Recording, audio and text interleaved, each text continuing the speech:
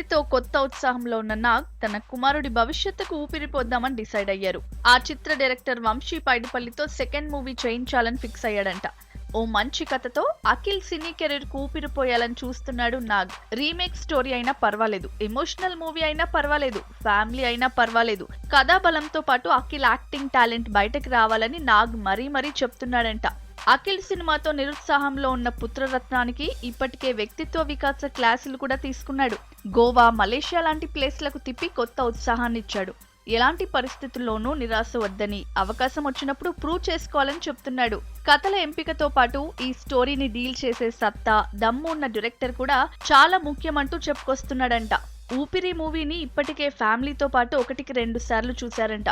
Dad చేసిన character ను family మొత్తం ఫీల్ అయ్యారంట. ఇలాంటి పాత్రలో ఒదిగినప్పుడే యాక్టర్ గా ప్రూవ్ చేసుకున్నట్లు అంటున్నాడట నాగ్. మొత్తానికి అఖిల్ కెరీర్ కు ఊపిరి పోసే పనిలో బిజీగా ఉన్నాడు నాగ్. మరి వంశీ పైడిపల్లి ఏం చేస్తాడో చూడాలి.